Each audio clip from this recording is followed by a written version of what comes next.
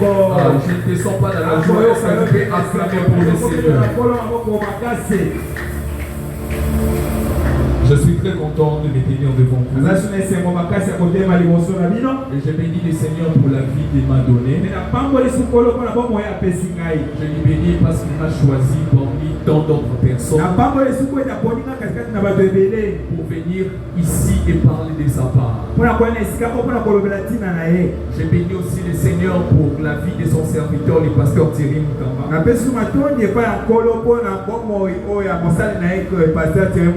pour sa formation et sa confiance. Et merci aussi au collège des anciens. Et un grand merci aussi à toute l'assemblée. Est-ce que pour une fois dernière, ils sont bien acclamés pour le Seigneur? Amen. Alors, mon thème de ce soir s'intitule ce que l'homme a perdu dans les jardins d'Éden. Je n'ai pas vraiment l'habitude de lire les livres de Genèse. Mais lorsque j'ai lu ces livres, je vis qu'il y a des choses que l'homme a perdues dans les jardins.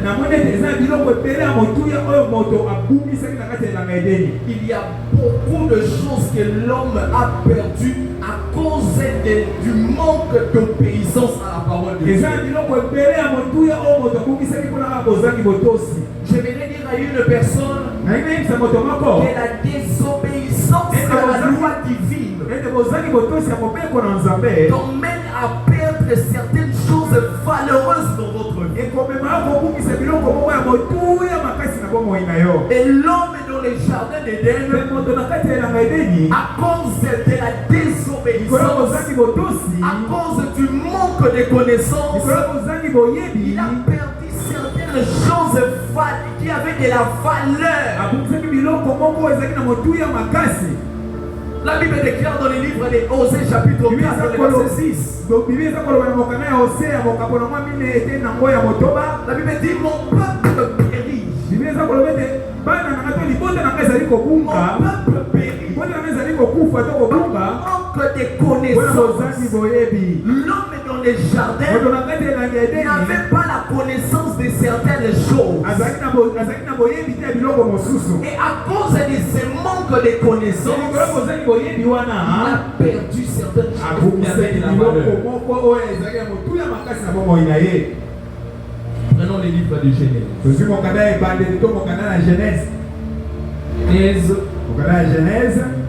le chapitre 1. Nous lisons d'abord le verset 26. Je lis au nom de Jésus. Amen. La Bible déclare ceci. Puis Dieu dit, faisons l'homme à notre image, selon notre ressemblance, qui domine sur le poisson de la mer, sur les oiseaux du ciel, sur les bétails, toute la terre, et sur tous les reptiles qui rampent sur la terre. Dieu créa l'homme à son image. Il créa l'homme et la femme. Lorsque Dieu a créé l'homme, en lisant ce verset, la Bible dit que Dieu a béni l'homme et la femme. Et il les a donné une responsabilité. Et quelle était cette responsabilité? C'était de dominer sur la terre.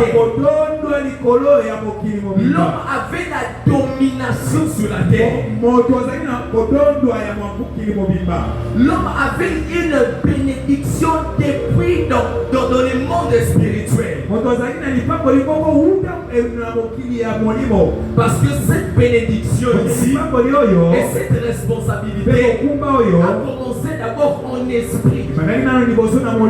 Avant d'être devenir matériel. Dieu a béni l'homme. Il a donné la domination. Il a donné l'autorité. Il a dit à l'homme, il a donné la domination sur toute la terre. Sur les bétails, sur les oiseaux du ciel, sur les poissons de la mer. L'homme avait une autorité venant de Dieu. Sur terre, c'est lui qui était comme le représentant de Dieu. C'était l'homme. Toute l'autorité était entre ses mains. Dieu lui avait tout donné. Il lui avait tout donné. Et c'est l'homme qui était le chef dans les jardins. C'est lui qui était le chef. Et tous les animaux, toutes les créatures étaient à son service. Toutes les créatures étaient entre ses pieds. Toute la richesse de la terre était entre ses pieds. Parce que Dieu lui-même, en esprit, lui avait donné tout ça. Et lui avait sachez ceci, que vous avez une domination entre vous. Avant même que vous puissiez devenir, vous puissiez vous revêtir des corps humains. Déjà en esprit, Dieu vous a donné certaines valeurs. Dieu vous a donné une autorité. C'est lorsque maintenant vous arrivez sur la terre, que ce que Dieu t'a donné en esprit commence maintenant à se matérialiser. Alléluia. Amen. Alléluia. Amen. Mais quelque chose s'est passé. Genèse chapitre 2. Nous prenons les versets 8. Je lis au nom de Jésus. Amen. Puis l'Éternel Dieu planta un jardin en Éden.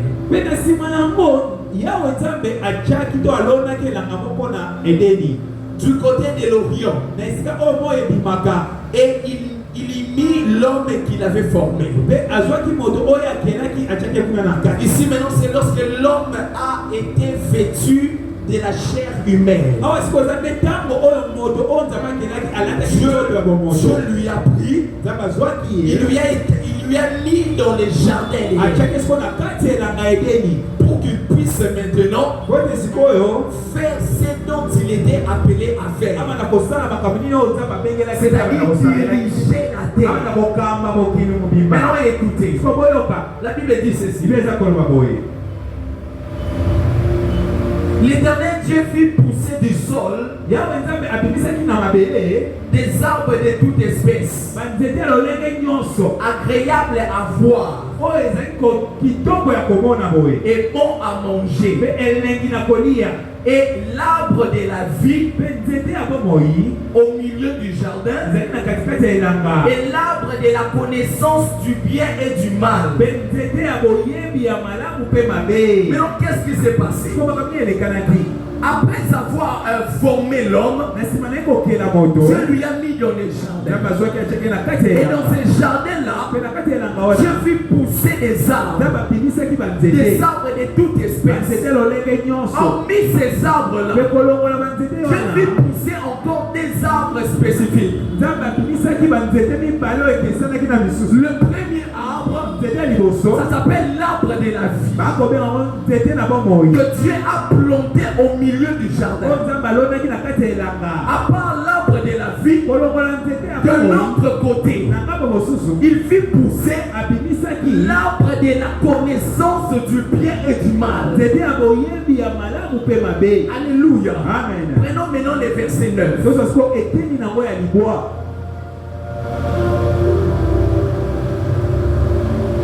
Excusez-moi, ce n'est pas le verset 9, c'est le verset 15. Prenons les versets 15. La Bible dit ceci. L'Éternel Dieu prit l'homme et les plaça dans les jardins d'Éden pour les cultiver et pour les garder. L'Éternel Dieu donna cet ordre à l'homme. Tu pourras manger de tous les arbres du jardin. Écoutez encore. Tu pourras manger de tous les arbres du jardin. Mais tu ne mangeras pas de l'arbre de la connaissance du bien et du mal. Car le jour où tu en mangeras, Amen. Après que Dieu maintenant fut poussé les deux arbres spécifiques, l'arbre de la vie et l'arbre de la connaissance du bien et du mal. Dieu donne l'ordre à l'homme. Il lui donne une parole. Il lui dit, je te donne l'autorisation de manger tous les arbres du jardin. Tu as le droit de manger tous les arbres du jardin. S'il s'agit du manguier, tu peux manger la mangue. Si tu vois les safoutiers, tu peux manger les safous. Mais quant à l'arbre de la connaissance du bien et du mal, ça tu ne touches pas.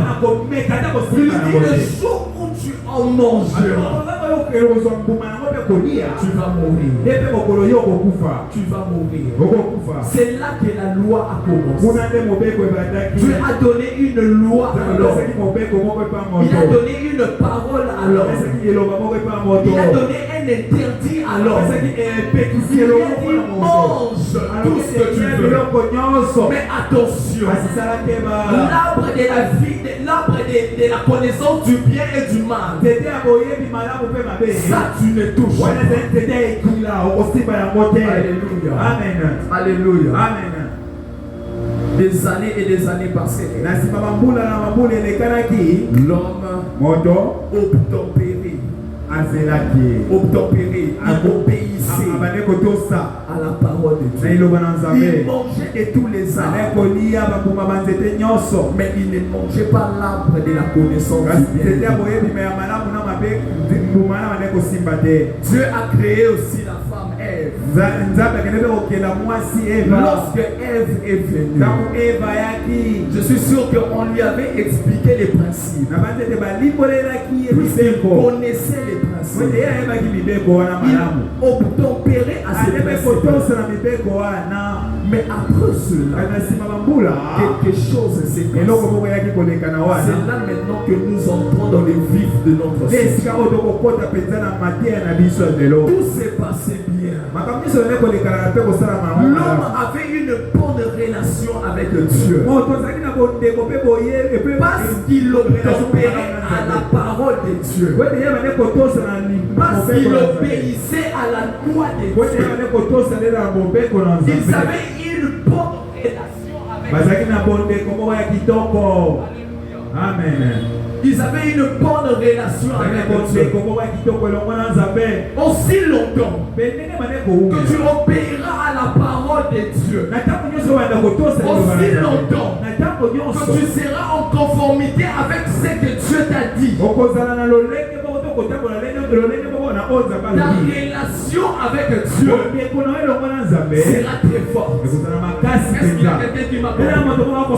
Est-ce qu'il y a quelqu'un qui m'a compris? Donc que tu ne brises pas la loi de Dieu. Donc que tu ne brises pas la loi de Dieu. Ta relation avec Dieu sera bonne. Alléluia. Amen. L'homme avait une bonne relation avec Dieu. C'est parce qu'il obtempérait à sa parole. C'est parce qu'il était en train de se conduire selon les principes de Dieu. Et c'est ce qui était comme les piliers de leur relation. Que Dieu te donne la force ce soir de pouvoir marcher selon sa parole. Que tu ne puisses pas briser ta relation avec Dieu à cause de la désobéissance de sa parole. Alléluia. Amen. Dans le verset 3, dans le chapitre 3, c'est lorsque maintenant le serpent a fait son apparition. C'est le serpent qui est venu maintenant pour détruire les choses. Qu'est-ce que le serpent fait? La Bible dit ceci. Genèse chapitre 3. Je commence par le premier verset. Le serpent était le plus rusé. Retenez ça. Le serpent était le plus rusé de tous les animaux du champ que l'Éternel Dieu avait fait. Il dit à la femme, Dieu a-t-il réellement dit vous ne mangerez pas de tous les arbres du jardin? La femme répondit au serpent, nous mangeons du fruit des arbres du jardin. Mais quant au fruit de l'arbre qui est au milieu du jardin, Dieu a dit, vous n'en mangerez point et vous n'y toucherez pas, de peur que vous ne mourriez. Alors le serpent dit à la femme, vous ne mourrez point. Mais Dieu sait que le jour où vous en mangerez, vos yeux s'ouvriront et que vous serez comme des dieux, connaissant les biens et les mal. La femme vit que l'arbre était bon à manger et agréable à la vue, et il était précieux pour ouvrir de l'intelligence. Elle prit de son fruit et on mangea. Et l'on donna aussi à son mari qui était auprès d'elle. Il en mangea. Les yeux de l'un et l'autre s'ouvrirent. Ils connurent qu'ils étaient nus et ayant cousu des feuilles de figuier, ils en firent des ceintures.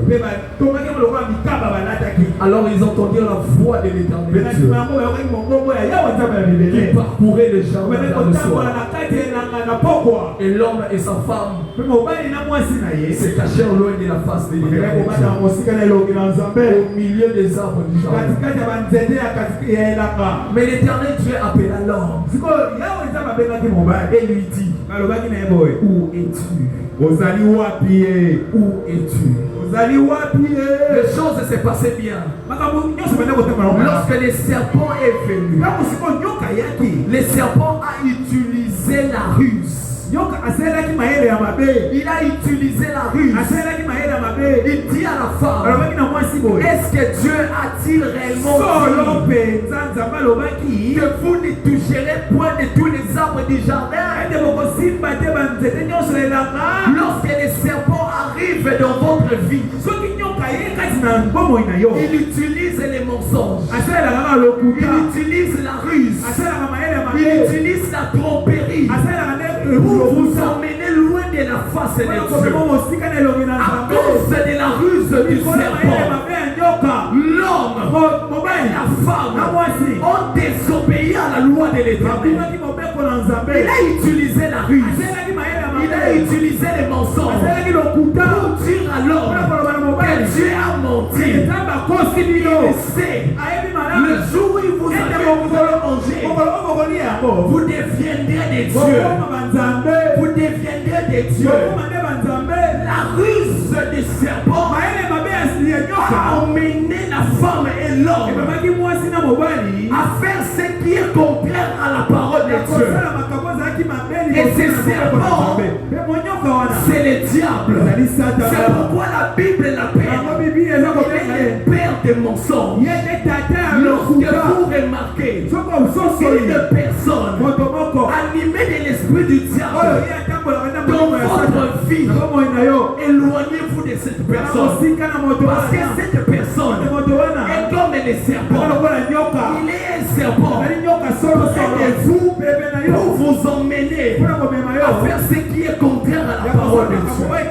Beaucoup de personnes font ce qui est contraire à la parole de Dieu à cause des serpents qui sont auprès d'eux. Parce que si le serpent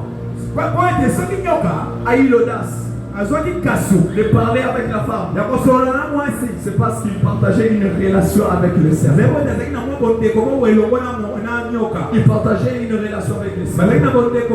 Ils étaient proches avec le serpent. Et cela a été un point d'accès pour les emmener à faire ce qui est contraire. Et les serpents amènent toujours cette question dans notre vie. Dieu a-t-il raison? C'est ce que beaucoup de gens aujourd'hui sont en train de se perdre.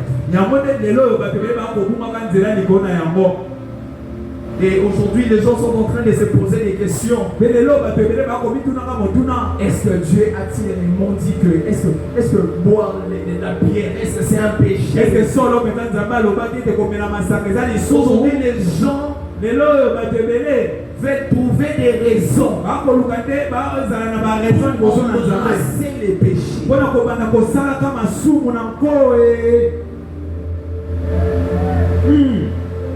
Je n'ai pas d'argent.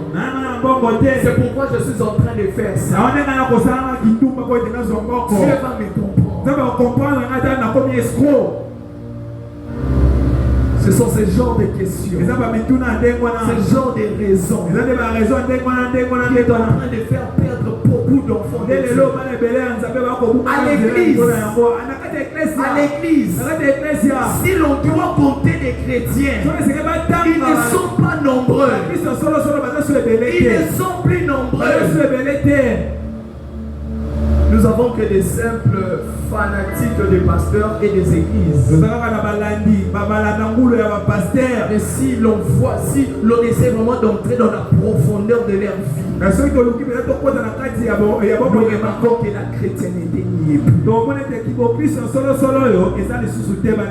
mensonge du serpent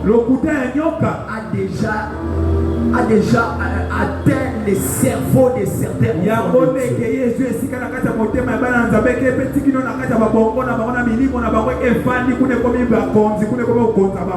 Le problème de la femme, premièrement, c'était le manque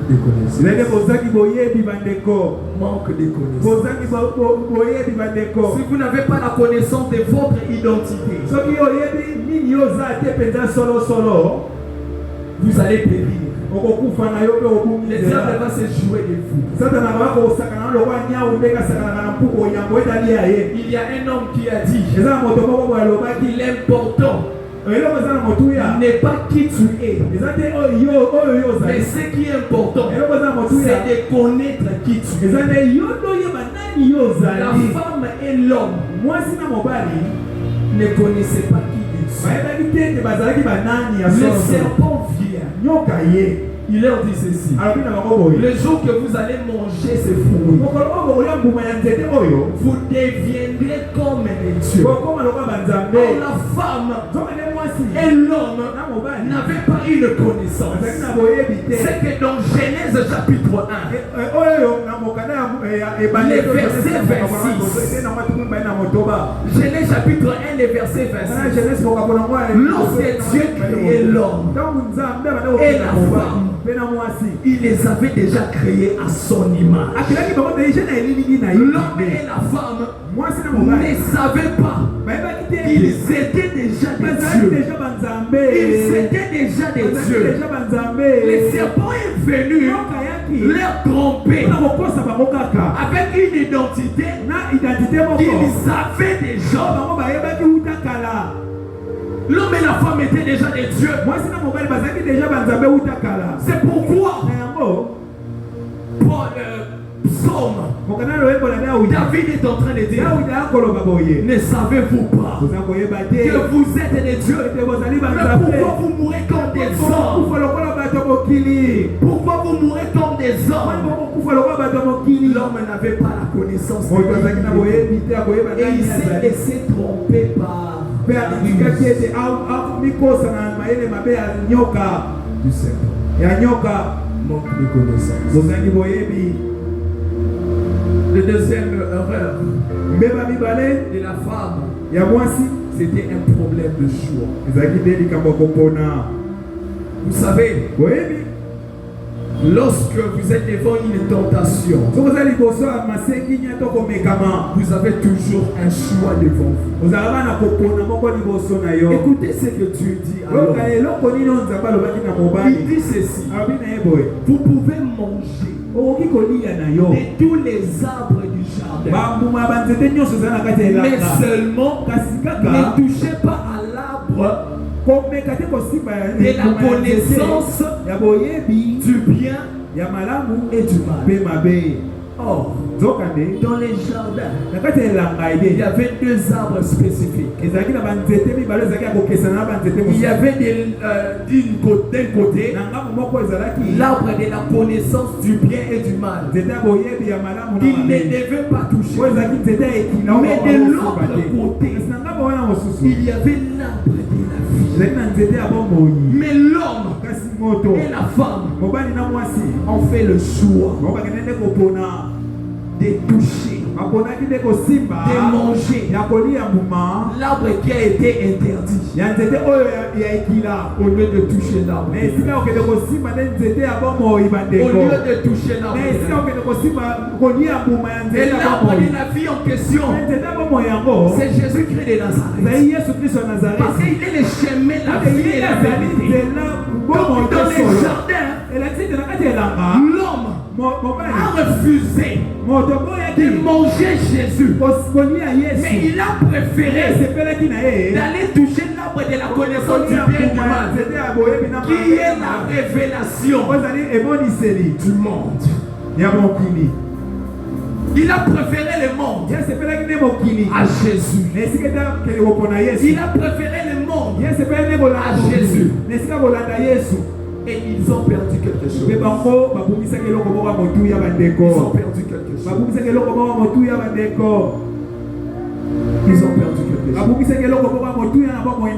Il y a beaucoup de choses, mais je ne saurais pas. Peut-être que demain, si Dieu le veut, nous allons voir d'autres choses que le diable, que l'homme a perdu. Mais aujourd'hui, je vais en citer. La première chose que l'homme a perdu, c'est l'autorité, la domination que Dieu lui avait. Il a perdu cela. Il a perdu cela. Et cela s'est retrouvé entre les mains d'une personne qui même n'était pas destinée à la foi. Écoutez ceci. Lorsqu'ils ont désobéi à la parole de Dieu, Dieu est venu dans les jardins. Il a appelé l'homme. Il lui dit: où es-tu? Moi je me pose encore une question ici. Dieu voyait tout. Parce que la Bible dit qu'il voit tout. Mais pourquoi Dieu ici, il pose la question à l'homme: où es-tu? Où es-tu? C'est parce que vous deviez savoir que le jardin d'Éden était un lieu spirituel d'abord. Lorsque Dieu était en train de dire à l'homme: où es-tu? C'est parce que dans la présence de Dieu, l'homme n'y était plus. La désobéissance peut vous ôter dans la présence Les péchés de la désobéissance vous ôtent dans la présence de Dieu. Tu peux venir à l'église. Tu peux dormir à l'église. Mais il est possible que tu ne sois pas dans la présence de Dieu. Est-ce qu'il y a quelqu'un qui m'a compris? Est-ce qu'il y a quelqu'un qui m'a compris? Nous sortons tous d'ici. Nous sortons du bâtiment. On ne sort jamais de la présence de Dieu. Nous ne sortons jamais de la présence de Dieu. La présence de Dieu, nous sortons avec cela. Et lorsque les péchés entrent dans notre vie, nous sortons de la présence de Dieu. Lorsque Dieu vient, il les regarde.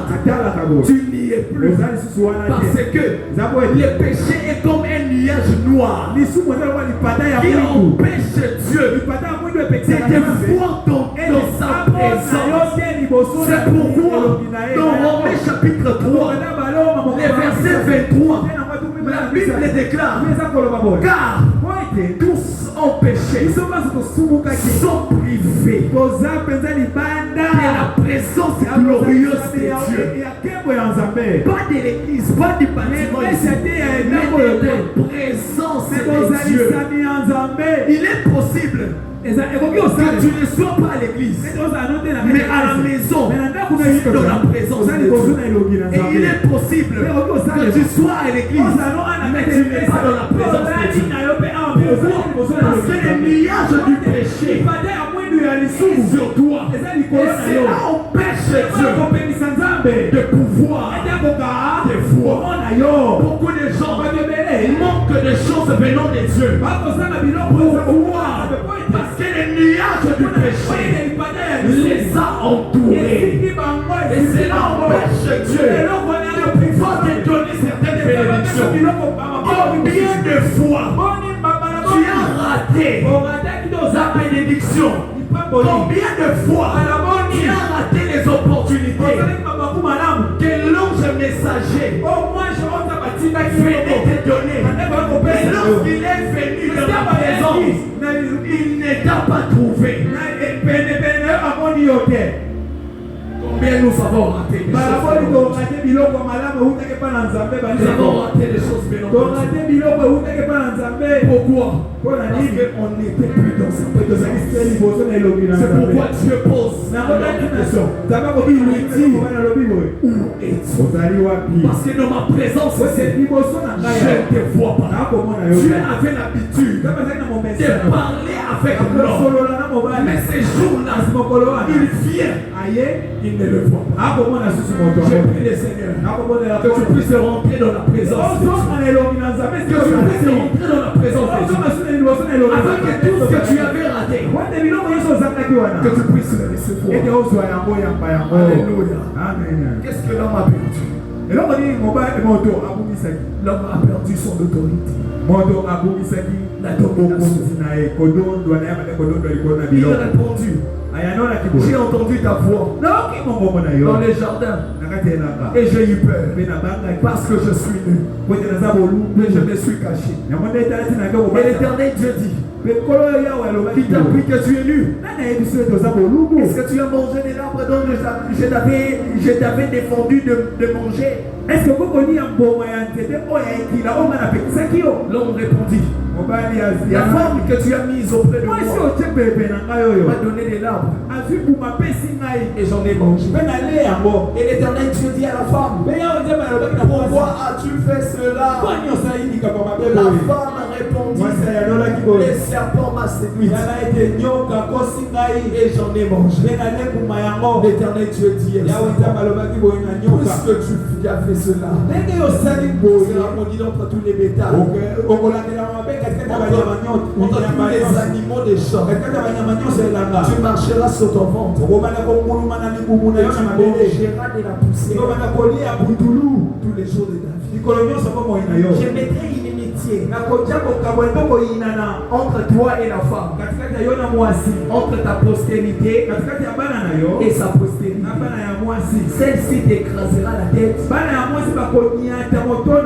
et tu lui demanderas des dames. Je pose à l'homme la question. Il dit qui t'a appris que tu es ennemi? Écoutez la réponse. Il dit c'est pas moi, mais c'est la femme que tu as. Je pose la question à la femme. Il dit pourquoi tu as fait cela? Il dit c'est pas moi, c'est les serpents. Frère, ces transferts-là était toute une domination, toute une autorité que l'homme était en train de se transférer sans les savoir.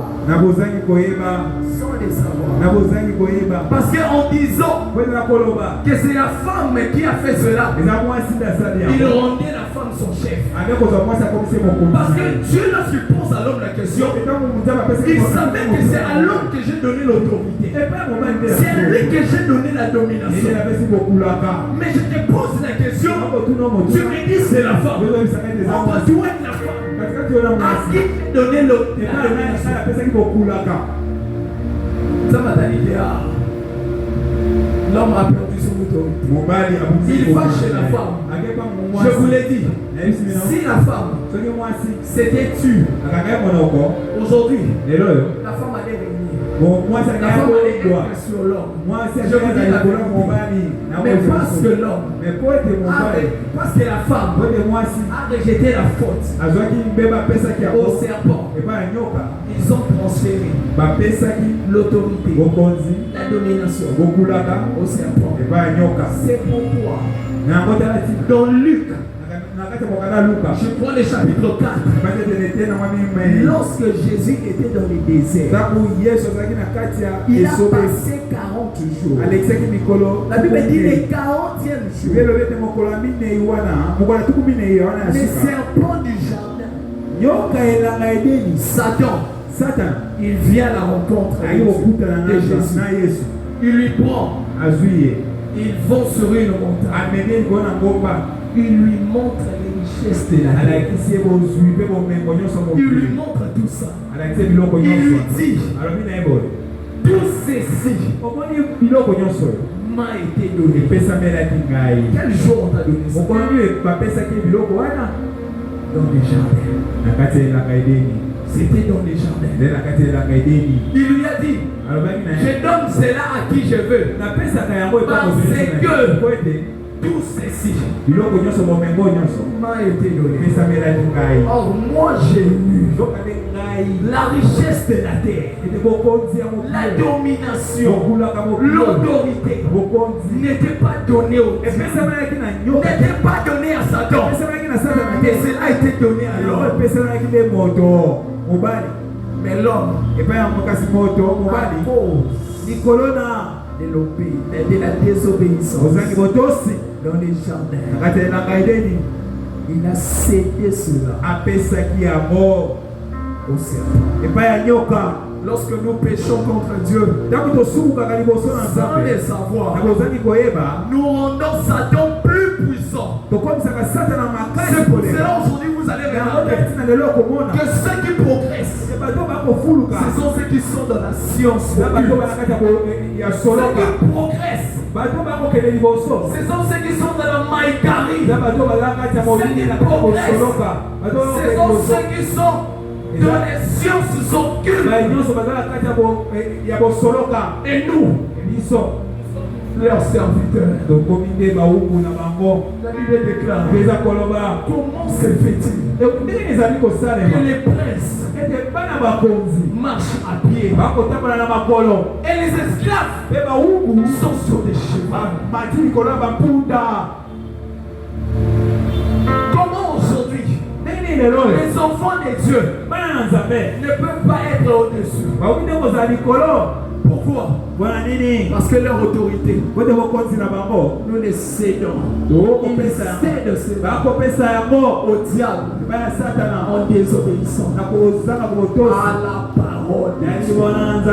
La Bible déclare, lorsque tu mets en pratique cette parole, c'est alors que tu réussiras. C'est alors que tu auras du succès. Nous n'avons pas de succès. C'est parce que nous ne nous attachons pas à la parole. Nous ne nous attachons pas à la parole. Le jour où nous allons nous attacher corps et âme à la parole de Dieu, je vous jure, dans les gouvernements, il y aura des enfants de Dieu. Est-ce qu'il y a quelqu'un qui peut croire? Est-ce qu'il y a quelqu'un qui croit? Seulement si nous nous attachons. C'est pour cela aujourd'hui, les gens s'attachent à qui c'est. Pourquoi? Parce qu'ils voient que c'est comme si c'est l'impression que nous avons donnée au monde. Et ceux de là-bas, ils nous montrent comment qu'il y a là-bas, il y a tout. Alors, c'est qu'ils sont là. Ne leur appartient pas.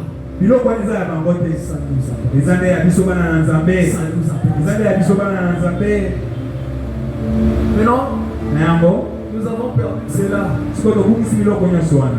Nous avons perdu cela. La Bible déclare.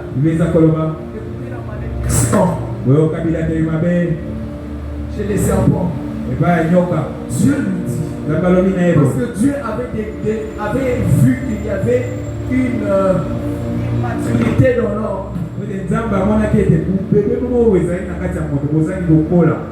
Dieu qui avait pris cette autorité, il a donné ça au serpent. Il dit au serpent ceci: je mettrai une inimitié entre ta descendance et celui de. Il dit ceci: cette descendance-là t'écrasera la tête, mais toi, tu leur mordras les talons. Écoutez, la domination chez l'homme, c'est sur ses pieds. Alléluia. Amen. La domination spirituellement, c'est chez l'homme, ça se trouve au pied.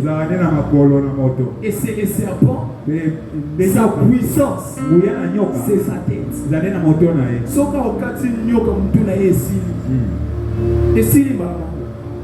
Alléluia. Amen. Alléluia. Amen. Mais chez l'homme, la puissance, la domination, c'est dans les pieds. C'est pourquoi la Bible dit: tout lieu où foulera la plante de votre pied, je vous les donne en possession. Pourquoi? Parce que les pieds, c'est là où il y a la domination, l'autorité. Maintenant Dieu dit au serpent, quand la descendance de la femme va essayer de t'écraser la tête, toi, tu vas leur mordre le talon. C'est-à-dire au puissance, domination de la. Alléluia. Amen. C'est par là que nous avons tout perdu. Nous avons tout perdu. Alléluia. Amen. C'est pourquoi, lorsque Dieu voulait envoyer Moïse chez Pharaon, il a eu d'abord le soin de blinder ses pieds. Parce qu'il savait qu'il allait dans une terre de serpents. La Bible dit, lorsque Moïse a vu le buisson ardent, Dieu lui a dit: enlève tes chaussures. Où est le rapport? Où est le rapport? Alléluia. Amen. C'est parce que Dieu avait besoin de donner à Moïse l'autorité dans ses pieds pour aller chez Pharaon, pour avoir de l'autorité et de la domination. C'est pourquoi il dit à Moïse: je t'ai fait Dieu devant Pharaon. C'est-à-dire, je te donne la domination et l'autorité sur Pharaon. C'est pourquoi, lorsqu'il est allé là-bas, les plus grandes batailles C'était une bataille des serpents. Mais Pharaon ne pouvait pas vaincre Moïse. Parce que dès l'instant où Moïse avait piétiné la terre de l'Égypte, il leur avait déjà ravi toutes ces Alléluia. Amen. Parce que normalement, si lorsque Moïse est arrivé en Égypte, il fallait pas bomber. Parce que pendant qu'il y déjà, il fallait pas bomber. Mais qu'est-ce qu'il a fait? Il a bomber. À continuer à parler royal. Garde moi à Bimisi et pour bomber. C'est parce qu'il avait déjà l'autorité et la domination. Il avait déjà ça. Il est allé avec aucune épée, aucune armée. Mais il avait la domination. Maintenant, lorsque Jésus est venu aussi, Jésus est venu pour prendre l'autorité, pour prendre la domination que le diable avait eu, que les serpents avaient eu dans les jardins, et nous les rendre. Est-ce que quelqu'un me comprend? Jésus est venu pour nous rendre cela. C'est pour cela. Il dit aux disciples, je vous ai donné le pouvoir de marcher maintenant sur les serpents, sur les scorpions et sur toute la puissance de l'ennemi. Avant, lorsqu'on marchait sur les serpents, ils pouvaient mordre les talons, ils pouvaient nous blesser. Luc 19, Jésus a dit, vous allez marcher sur tous cela, mais rien pour affaiblir. Laisse que ce soit que Dieu te donne la domination, que Dieu te donne l'autorité, afin que ce qu'il a dit à Joshua, plante des pierres fouleront, je vous les donne en possession, que cela puisse s'accomplir, que cela puisse se réaliser dans ta vie, que tu puisses régner, que tu puisses dominer, que tes enfants dominent sur cette terre, qu'il y ait dans les gouvernements les chrétiens, les enfants de Dieu, que nous enlevons cette manière de faire croire aux gens que les chrétiens n'avancent pas, que Dieu nous donne la domination que nous avons perdue dans le nom de Jésus. Et je bénisse l'enseignement de ce soir.